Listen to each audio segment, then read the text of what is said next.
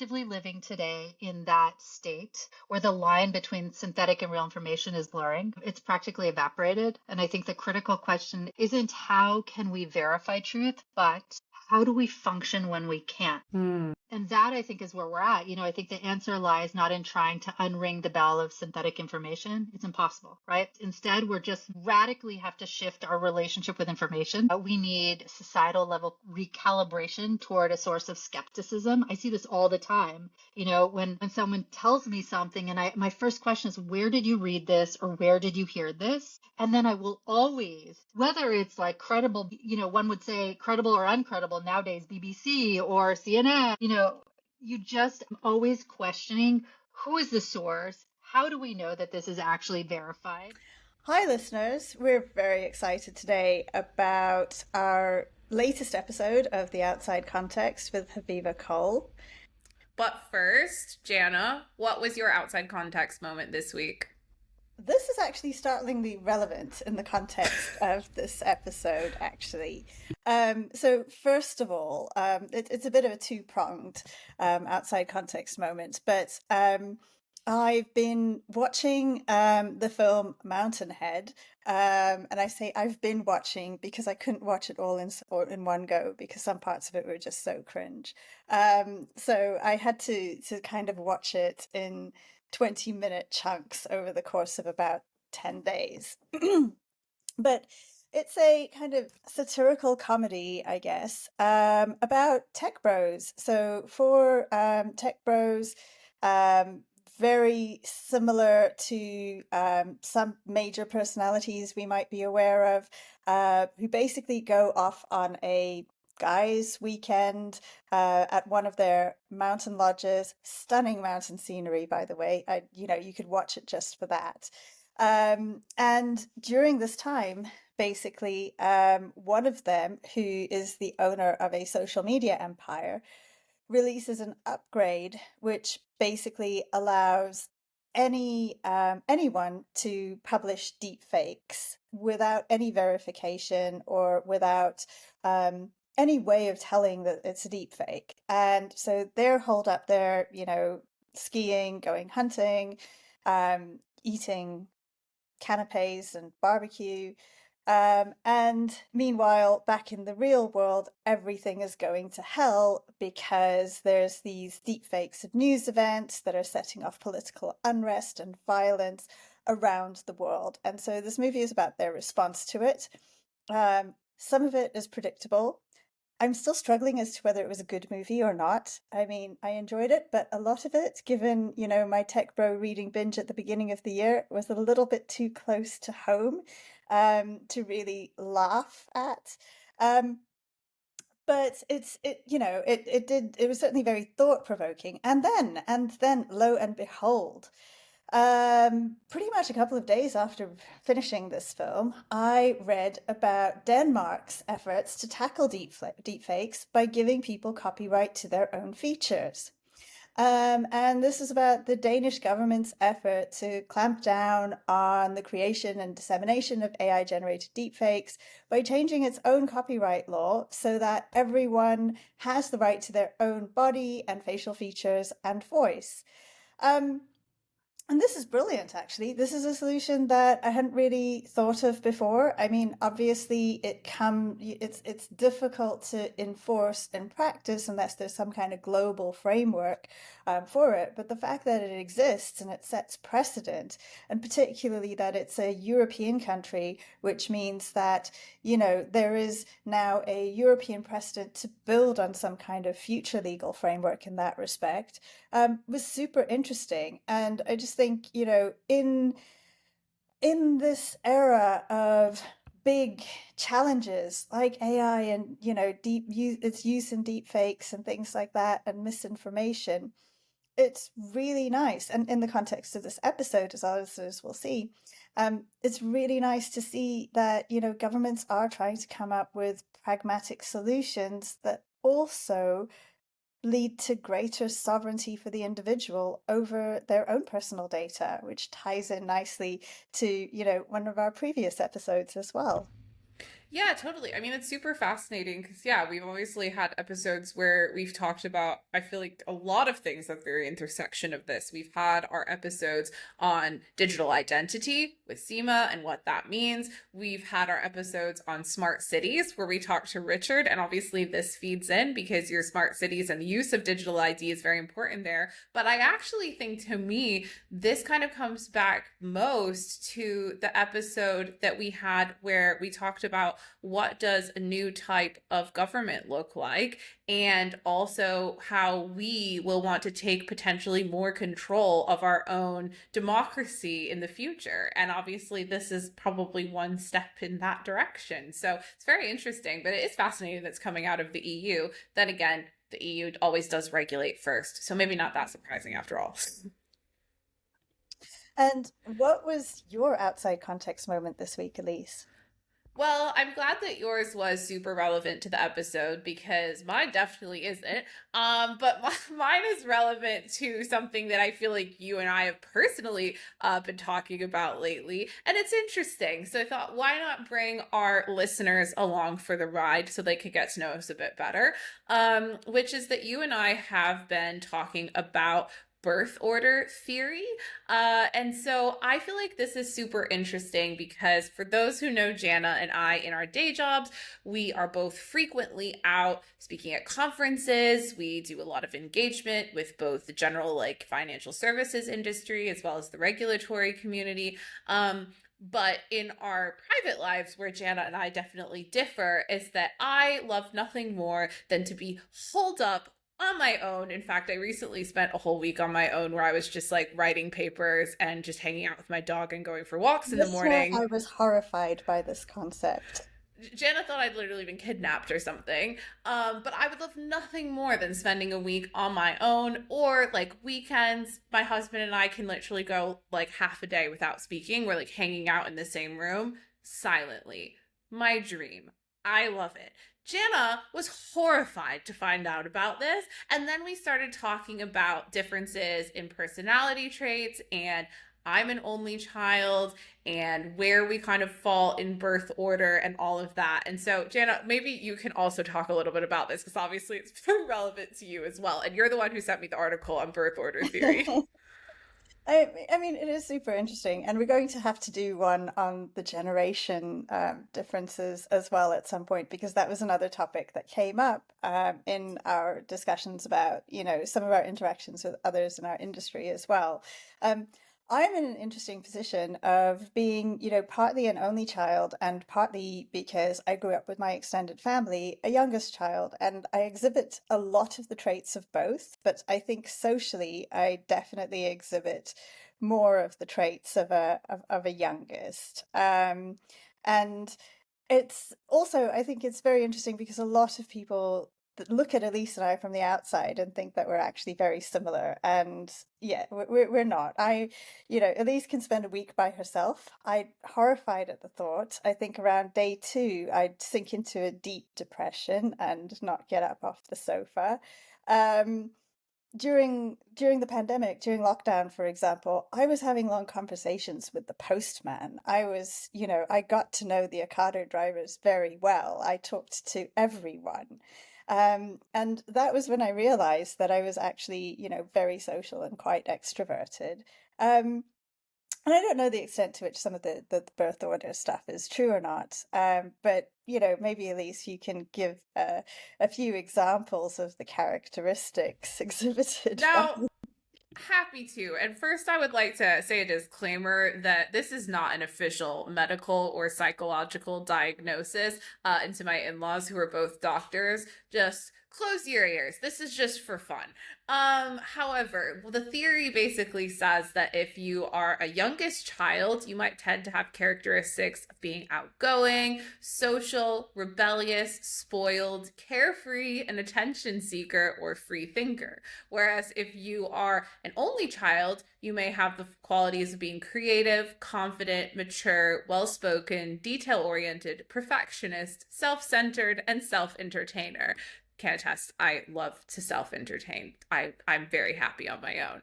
But it says that, ultimately you obviously will have a lot of things that shape your personality, and these are just theories. And as you said, Jana, just because of where you're theoretically born, how you grow up and those you grow up around obviously will also likely affect it quite a lot.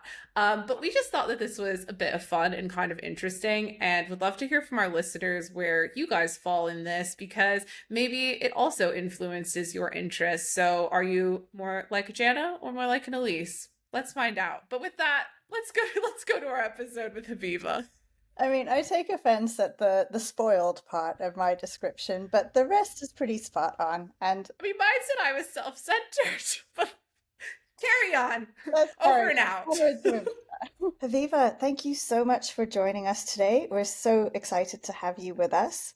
Thank you so much for having me. I'm really excited to be here. And not least of all, because you came to us recommended by the person who actually encouraged us to start the podcast in the first place, who is your husband, Matthew De La Fuente. As well, give him a shout out there. Oh, that's very sweet. He's a big advocate and encourages everyone to be their own dream dictators. So I'm really happy. That's definitely a term some of our peers in the industry might apply to us. Let's go straight into it. You had a fascinating life and career, so please tell us about your journey from teaching sixth grade, I think, where you started off, to your career in big tech today, and what's fueled your interest in AI, cyber disinformation, and the defense of democracy. Great. Well, I know it's quite a jump, explaining long division to 11-year-olds, navigating the complexities of big tech now at Google. But honestly, I think the core of what I do hasn't changed all that much. I think as a sixth grade teacher, my job was to equip young minds with critical thinking skills that they need to understand the world around them, to participate in the world meaningfully. And, you foster that through curiosity, through celebrating young people attaining their potential. Accurate information was obviously key. And now fast forward to my time at Google and in big tech. In many ways, I'm still doing just that. I'm probably just at a much larger and more intricate scale. I always tell people my journey was not straight, rather very much a winding path. And it was built on the foundational belief that power of information and the necessity of protecting its integrity is key. The transition involved a lot of learnings, a lot of adapting. So I did start as a teacher in the South Bronx. I spent a handful of years in sub-Saharan Africa building schools and educational infrastructure. I then went on to work for Mayor Bloomberg and doing education policy, and then ran a women and girls organization, and then obviously landed in big tech. But again, all of that was still under the premise of really empowering individuals and strengthening communities. That is, like, honestly, I was just taking a moment. I was like, that is one of the coolest career paths I think that we've probably heard on the podcast. Like, there's so many different components to that. But I mean, first of all, I have a lot of respect for teachers. My mom was a teacher. It's tough, and I say with like great certainty that I could never be a teacher, because I think it's actually a really, really hard job, and it would certainly, be one that would stress me out quite a lot. However, I think that, kind of closer, I guess, to both Jana and I's day jobs now, and when we look at like tech and finance, this is certainly, as I'm sure for you, one of the big topics that is like on everybody's mind at the moment. Like, everybody is talking about AI. I feel like there's like loads more movies about AI that seem to be like, especially a little bit on the like scaremongering side about like everything that could go wrong. And so I guess asking you from the perspective of both, working, with the next generation and seeing, where they're going, what things that they're looking at, their kind of hopes and dreams, and now looking at it from the AI side and how fast AI is developing.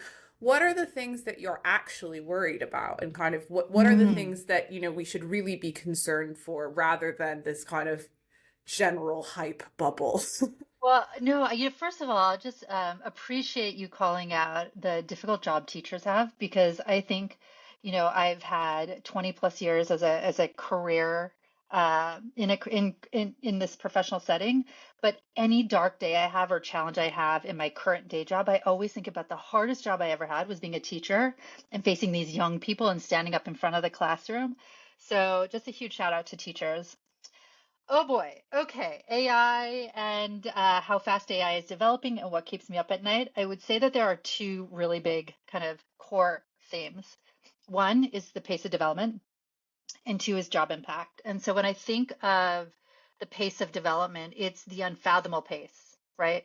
I think we as humans are fundamentally wired to understand linear progression, but we anticipate change in a predictable, incremental fashion. And now I think it's not, with AI, it's developing exponentially.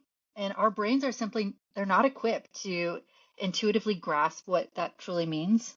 So consider this, breakthroughs that once happened over decades or years are now happening in months, weeks, even days. You'll go to sleep tonight. Tomorrow there'll be a new feature in one of the docs that you're using. So the cycle of innovation, the deployment, the subsequent discovery of unintended consequences are shrinking dramatically. So I would say the speed, it leaves very little time for society, specifically policymakers, ethicists, educators, for really anyone to truly understand the implications of what's happening. And it's almost like I always explain it like we're constantly playing catch up. So we're trying to build this plane and we're already in mid-flight, and then the engine just got an upgrade and we weren't really expecting that. And so now we're having to kind of make sure that this integrates with our flying pattern, and it's just that's a lot. So I would say the pace of development is number one, and then job impact. This actually, I think a lot about this. It is a worry for me on the impact of jobs in the workforce. Uh, Not in a way many commonly discuss it, though. This isn't just about automation gradually affecting domains, but it's more or just focused on repetitive manual labor. This means a disruption. Um, it's not going to be a gentle ripple, but it's potentially a tsunami that hits numerous industries all at once. So think about the impact on creative fields, the analytical roles, customer service, specific areas of healthcare, legal profession. So this is really the job displacement. And societies have adopted technological shifts before, but it's about the scale and the speed of displacement and whether our social safety nets, our educational systems, and retraining initiatives can possibly adapt to that fast pace and absorb this kind of widespread shift. That's a really interesting point, and I know Janice like has a question on this too, but I guess that's something that you're right that no one has actually really reframed that for me before in a way that's kind of clicked so clearly, which is that when we've had technological change in the past, like if you think about the Industrial Revolution, for example, Mm-hmm. it didn't happen where suddenly like the UK had machines and then everybody had those same machines everywhere at once all over the world. It was actually like gradual and things where people were building different types of new factories in one place and then that was advancing there and then you would trade with someone over there. And so as you say, you actually had time for society to then grapple with, as you say, the job displacement and make sure the safety net is there. But with tech now and AI, if you have an update or something that progresses so quickly, that then lands everywhere. It could hypothetically change everywhere within seconds. And then the job displacement is much quicker. So I've never really had that quite click in that way before. It's really fascinating. But Jana, you looked like you had a question too. I did. It was kind of following on from that, but again, that was just a really interesting way of framing it. And I was thinking as well, it's it's not only the technology and what we can do with it, but also how we now communicate and how we're now connected globally as well. So, for example, if AI had come out in the 90s before the advent of social media, I wonder about the extent to which it would be, less disruptive or maybe more disruptive in terms of misinformation, because of the distribution that's now available through social media and the already established means by which social media has been used over the last 10 to 15 years in spreading disinformation already even before AI came around. Yeah, I mean, I think back to the 90s. We That was just such a simpler time. I loved reading books, loved reading magazines. Don't do that anymore. It's interesting because I had to become an expert on a specific topic, so cybersecurity. And I just went into the AI tool and was just like, teach me everything I need to know. And I would say within an hour, I was a lot more advanced than I was the hour before. So I don't know in terms of the social media. I can't ever see it. It's always easier to look at it in hindsight and say, what would this look like if this came before that? I don't know what the world would look like now. I just know that all of this is happening so quickly. And I think what's hard about all of this is that we're not yet prepared to govern or to understand or to manage or the human implications of it all. Like I think to myself, when, for example, ChatGPT launched in November, I think it was 2022, all the students, all the young people were going and leveraging it for their homework and for their essays. Yet the schools did not have any form of policies on how to engage with that. And it was like the leaders of the schools, of the institutions, the teachers, they were playing catch up with the young people. And the young people were off and running and leveraging that tool. And so I just think the frameworks, the structure of governing isn't yet in place, and we're all just trying to learn and adapt and adopt quickly. And the pace is just really, it is just so quickly. It's just so quick. Yeah, and I think that yeah, I completely agree with that. And it's funny the point about, ChatGPT, and I think again the use in schools and it's, again, a very difficult thing for teachers to grapple with. I feel like we need to have a teacher episode after this. Um 100%. but I wanted to ask, obviously, another kind of component here that, comes up very often is obviously around disinformation or misinformation. Yeah. And that I know is another kind of area of personal interest for you. And so I guess that I have a question though about what does that practically look like when trust is getting eroded? Because I think we hear these words sort of thrown around quite a lot, and but it's hard to sometimes get into the practicalities. So like where are your views on that?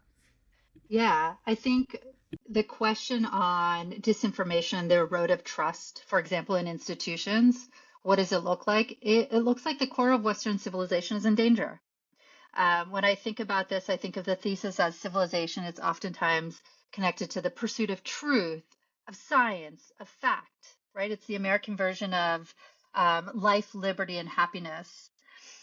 But, AI is rapidly destabilizing all this in many ways, big and small. We don't understand that we're under threat. Older folks, and I say older folks, more mature folks who aren't really as tech savvy, they can't really tell the difference between AI and what's real. There's a lot of AI embedded clips in real events. And so, how do you distinguish what's true and what's not? I think that's being questioned. If you want to ground this in like two very specific examples, with Israel and the Gaza war, there was a journalist from Reuters, Nidal al-Mughrabi, and so he had given some of the same headlines, reporting on different instances about X number of people dead in Gaza, but nothing was corroborated. Like there was no fact checking involved. There was no, other inputs involved. And then it's listed on the internet and all of these things, and nothing got retracted. And yet people don't know what's real and what's not. So it's really quick to spread misinformation or disinformation really quickly.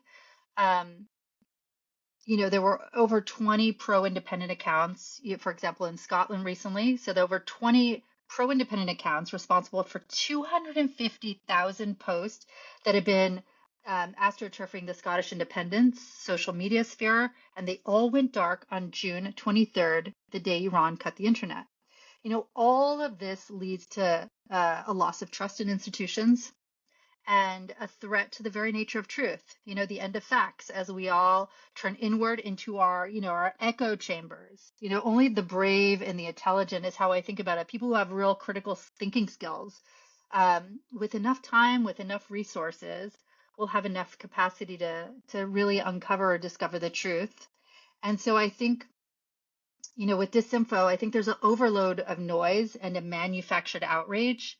And that really is what's at stake. Is I always think like the erosion, the Western civilization is in danger, that truth is no longer.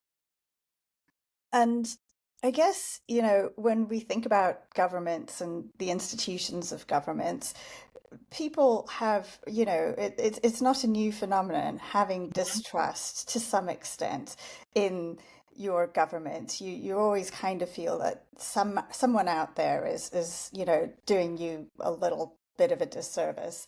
But the extent to which that is accelerating is super interesting, especially in this context. I remember reading, a few years ago, somewhere that actually it was some political commentator's opinion when asked Mhm. about, reduced participation in democratic processes in Western countries. And they were saying, well, that's just the sign of a healthy democracy, that people don't feel the need to, fully participate.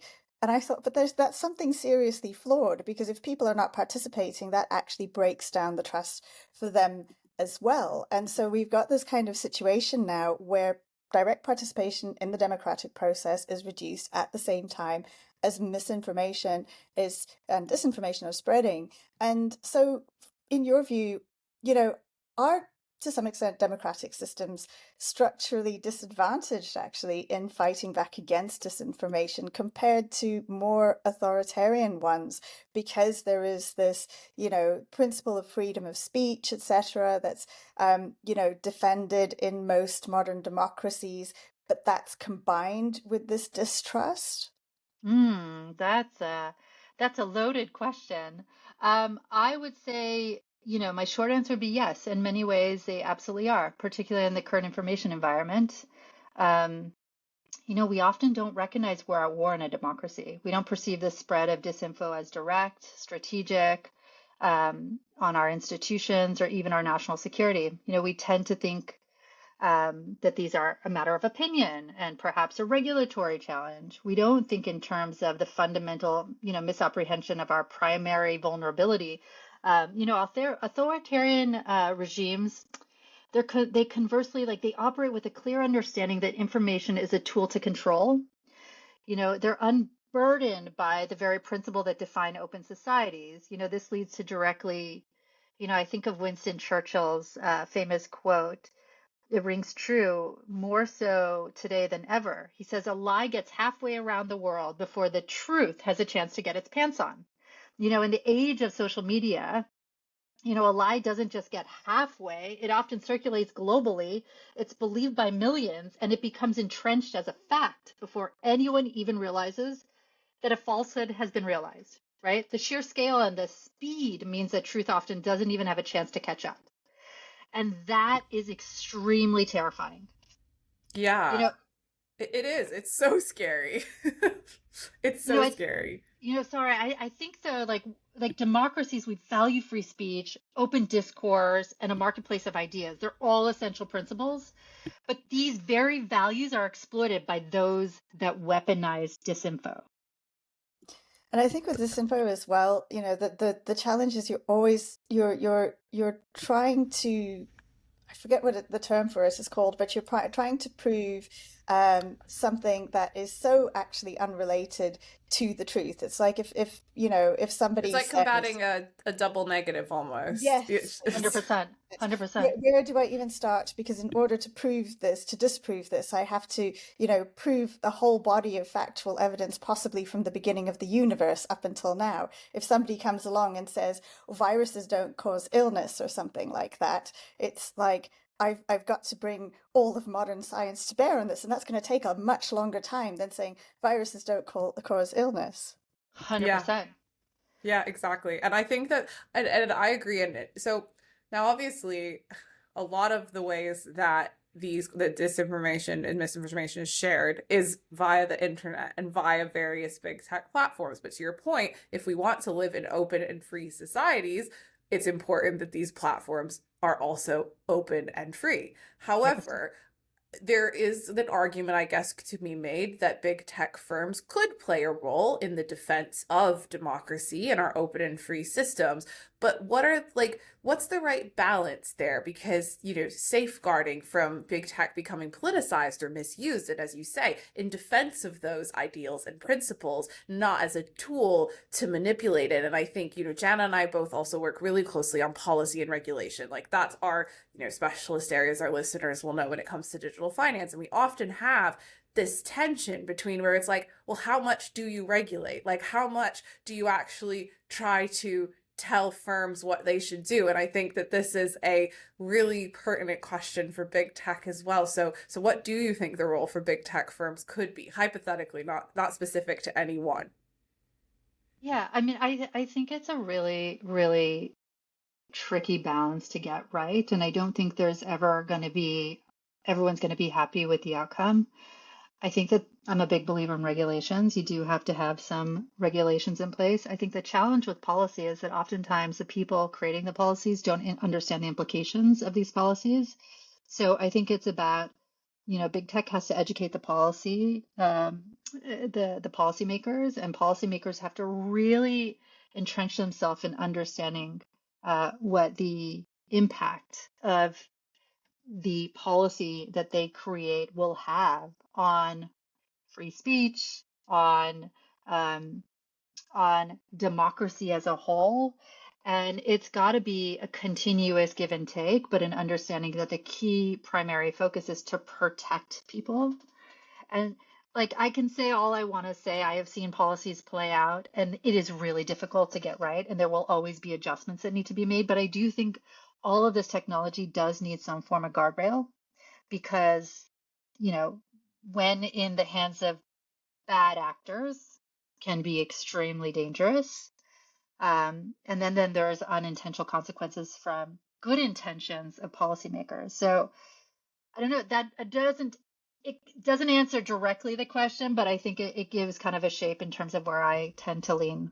No, and I mean, it's helpful, which is that I think that, yes, there is a role that big tech firms can play there, but it needs to be very carefully thought about, as with any kind of development in the tech space, and then interacting with policy and regulation, where there's a role to play for both the public and private sector in getting to the right outcome. And I think that that's probably the area where there's the most convergence on what the right outcome is like working to safeguard an open internet, a democratic internet, and democratic platforms for people to use. How you get to that Mhm. outcome, still probably quite a lot of work to be done there. Totally. And I think it goes back to this question that you asked earlier. It's all moving so quickly. And and I see this in my day job. It's like we're educating policymakers. They're learning.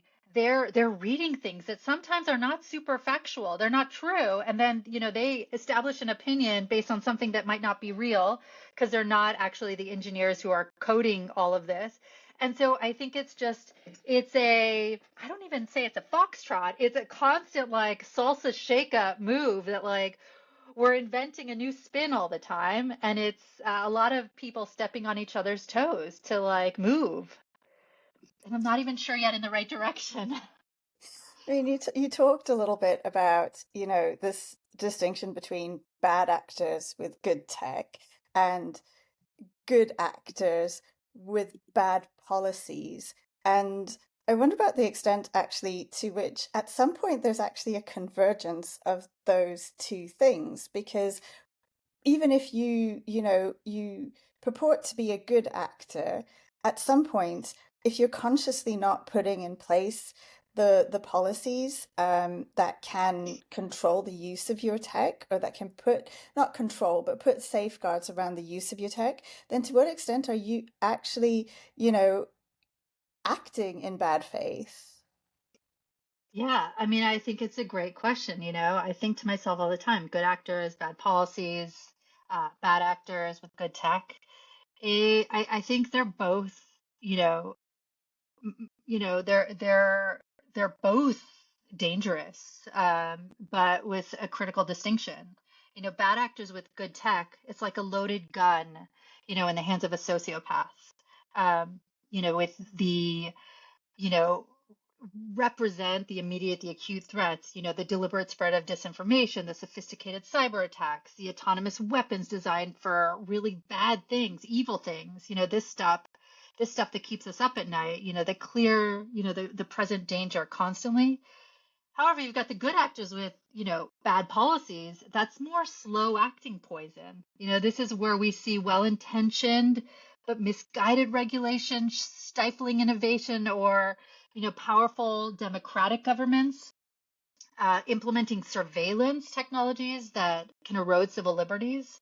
So it's the bias coded into algorithms by engineers who aren't, malicious, but they simply are unaware of their blind spots. So I would say it's a failure to understand, more of these implications of powerful tools deployed without adequate guardrails or ethical frameworks. So it's both, but one is slower to get, to corrode than the first one. No, that makes sense. And I mean, so if we're following kind of that logical potential negative outcome, which I mean, I think that we do need to be very honest about the risks that we face in the world at the moment. One earlier you mentioned as well that one of the big things that kind of keeps you up at night is obviously that we could get to a world where it is really hard to verify truth at all, and that we can't tell the difference between synthetic information and real information. If we're trying to think on the positive side of things, and you could go forward with what is the dream route forward that would actually help fix this, how do you think that we can adapt to this? Oh, adapt. And I think one word you said was imagining the future. Yeah. And I think I would actually erase that and say we're actively living in it. We're actively living today in that state where the line between synthetic and real information is blurring. It's practically evaporated. And I think the critical question isn't how can we verify truth, but how do we function when we can't? Hmm. And that I think is where we're at. I think the answer lies not in trying to unring the bell of synthetic information. It's impossible, right? It's instead we radically have to shift our relationship with information. We need societal level recalibration toward a source of skepticism. I see this all the time. When someone tells me something, and my first question is, where did you read this or where did you hear this? And then I will always, whether it's like credible one would say credible or uncredible nowadays, BBC or CNN, or, you know, I'm always questioning, who is the source? How do we know that this is actually verified? And that actually, that needs to be a recalibration with society. I think it's no longer about verifying every piece of content. It's about building resilient frameworks of trust around who delivers information and how do they do it. And that just takes this kind of, again, it talks about like frameworks. We talk about critical thinking all the time. People make assumptions. People know how to think critically. I actually don't think that's the case. I don't know if you've ever seen the conspiracy triangle, conspiracy theories. If you don't have critical thinking, you're likely to float, to believing at the top. Whereas if you're unpacking and questioning the who and the why and the where, you will actually kind of have a stronger foundation for being able to unpack and like discover truth. That's a really interesting reframing, I think, which is that it's not about being able to verify everything because we like already can't, but instead that we need to become more critical ourselves as humans. And it's about how we need to change, not because the tech's already too far gone. 100%, 100%. And also, I just want to say, I don't think that that's always easy to do. I think I'm constantly like reminding myself. I also think it's a privilege to be able to like spend time and like dig deep, and right, people don't have the luxury of time these days. But I do think it's important to not believe everything you hear and not believe everything you read. Just constantly questioning, I think, is important. And we're relatively, technologically sophisticated, and it still takes us time, when an elderly relative shares a random video on a family WhatsApp group, and it's like, I think I have a moral responsibility to point out why this is not true, and I have to go and do a load of research to disprove, to show that this thing is not actually correct, or, look at Snopes to see, what if there's like prior evidence. And this takes time. And, so many people, especially like the older generations, are just not geared up for this. They're used to an environment in which media is a curated experience, and you have trusted journalists, Hmm. with ethical codes who are presenting you with carefully curated information that adheres to those ethical codes. And they just don't have even an expectation that the internet will just be full of, unfiltered deepfakes and things like that. 100%. Well, one, I commend you for trying to disprove or trying to educate. I think, It does not uh, make me popular. no, I'm sure. No, I'm sure, but I think that that's what it's going to take. I think it's about teaching and explaining and not always believing, the first thing that people see and hear. And this stuff gets dark. I mean, I think we've covered a lot of ground. You've said the dystopia is real. We're living in it right now. All this is the reality. We are living in the future. Um, I guess first of all, we like to try and take things in a positive direction.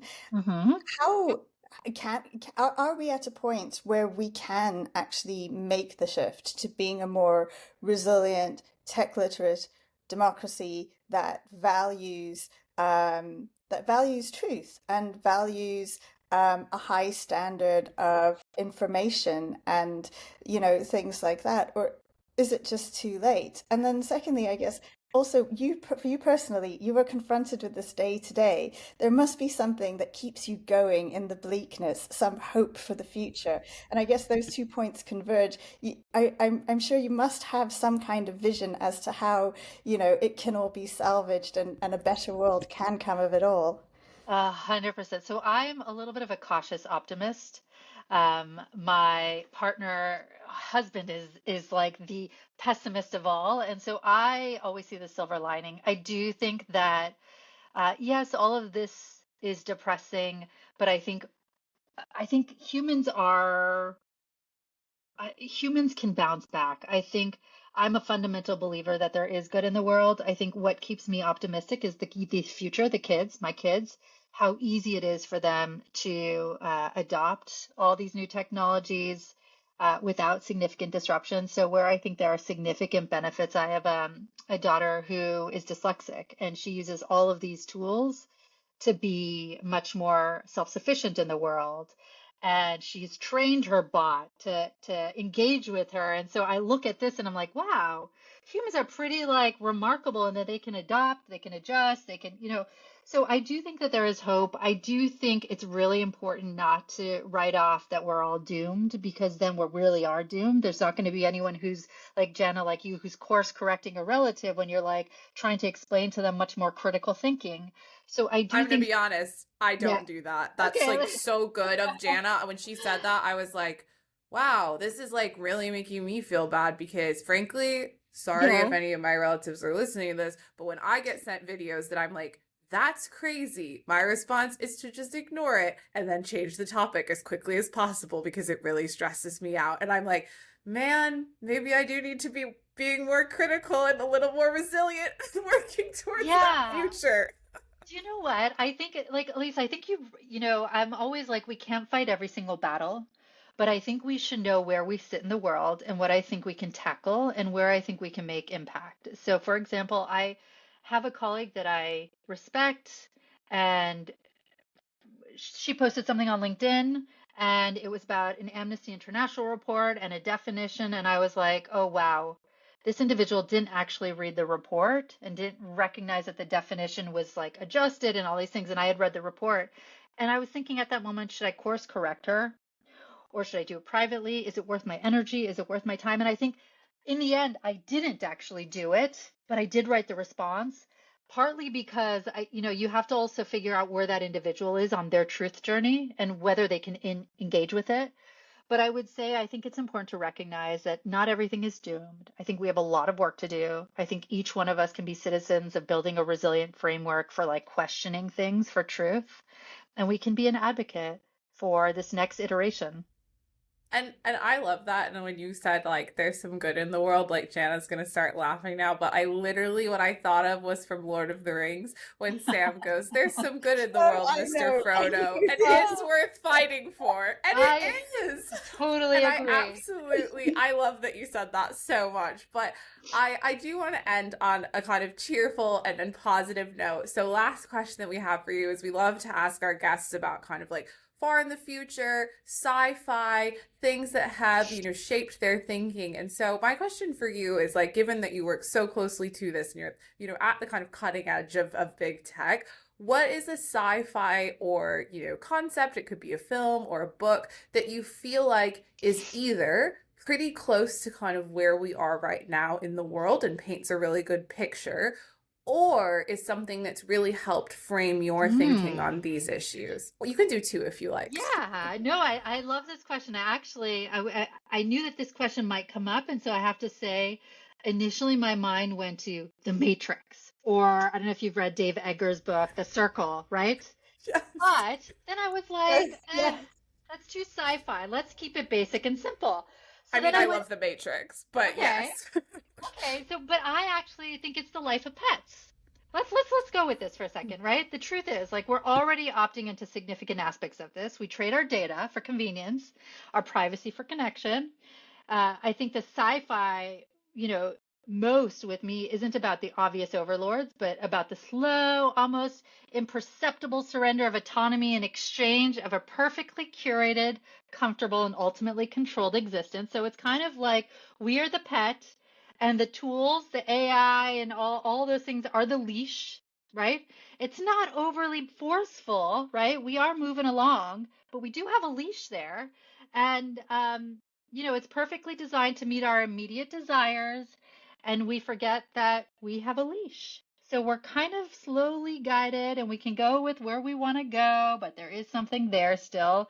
And I do see, honestly, if this was sci-fi, it would be like we'd all be dogs on a leash. I mean, I love that metaphor. But it is a little bit depressing. However, this episode, like, most certainly was not. Honestly, I feel like we could have kept talking about this for ages. But thank you so much, Habiba. Thank you to Aw. Matthew, who I hope will listen to this episode as well. Not only for obviously being one of the number one first fans of the podcast and pushing us Oh. to do it, but to obviously introducing to you as well, because this has been a wonderful episode. So thank you so much. No, and thank you so much for having me and for doing this and for asking the hard questions that I think we all need to ask ourselves.